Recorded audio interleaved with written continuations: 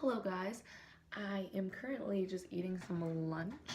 I have a salad from leftover from Easter, which my aunt made. It's literally just a salad, and she cuts up cheese and puts cherry tomatoes in it and black olives. But it is the best salad that I have ever had, and I don't know why, but it is. And so she brought me some to take back to school, so shout out Aunt B, thank you. I'm eating my lunch, and so I decided to just do reading in my Bible right now while I'm eating, and I'm reading Luke, and I feel like I've just been really called to read Luke lately. And I also just read Sandcastle Kings by Rich Wilkerson Jr., which dives into Luke a lot, and I read that a couple months ago, and then I feel like every sermon I listen to has Luke in it. And so I was like, you know what, I need to read Luke. And I've been reading a lot of the Old Testament, and I honestly don't think that I have read a gospel the whole way through. And so now is the time. But I'm reading Luke, and this is actually one of the stories that Rich Wilkerson Jr. talked about in Sandcastle Kings. And it's Luke 7, verses 11 through 17. And I am currently reading from the New Living Translation Life Application Study Bible, which I've had this for a while, but I love this Bible. It has the scripture, and then as you can see, there's like a line, and then all down here it's just explanations of the text, which if you're anything like me, you need all the explanation that you can get, honey. But so yeah, I read Rich Wilkerson Jr. talk about this passage. So basically, Jesus is in the village of Nain, and there's a large crowd following him, and he sees this funeral procession happening, and it's a widow's son who has died, and she is crying and is obviously upset. And it says, "Don't cry," Jesus said. Then he walked over to the coffin and touched it, and the bearers stopped. "Young man," he said, "I tell you, get up." Then the dead boy sat up and began to talk, and Jesus gave him back to his mother.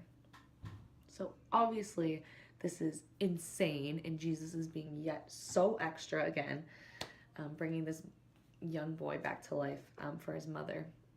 But the part of this passage that really hit me is verse 12 and 13. It says, "A funeral procession was coming out as he approached the village gate.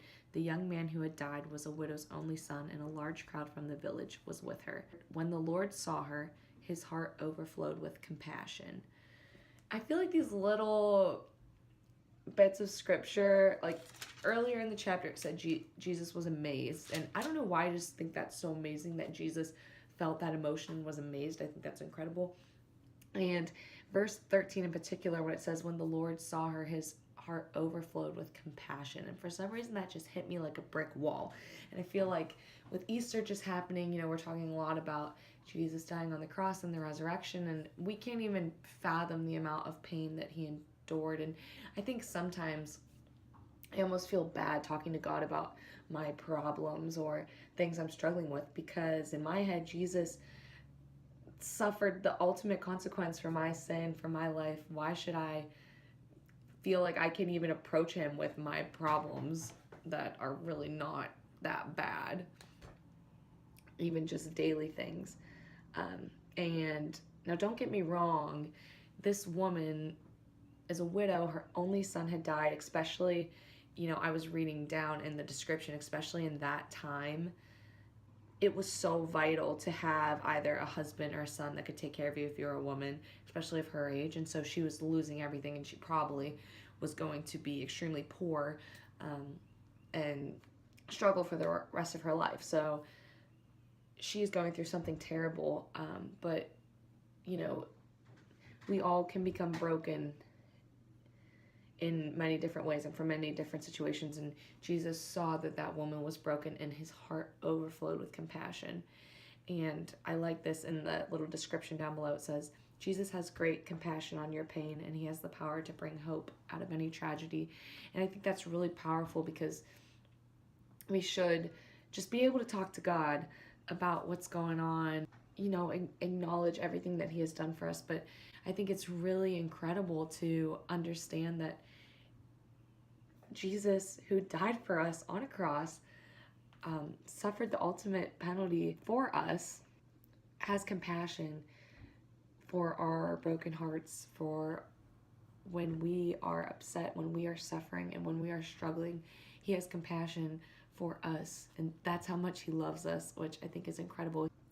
And I also like that he has the power to bring hope out of any tragedy, because that is incredibly true. And this is the most extreme version of him bringing the son back to life. But it just proves that God is the God of miracles. This was a miracle.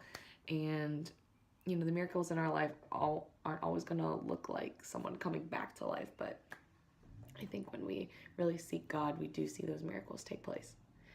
So yeah, I just thought that was really cool that his heart had overflowed with compassion. And I think little things like that we tend to forget, that, you know, Jesus feels that compassion for us, and he was here on this earth. He experienced all the suffering that, you know, we may experience. He knows what it feels like, and so he does have that compassion for us, and that's just how much he loves us, which I think is incredible.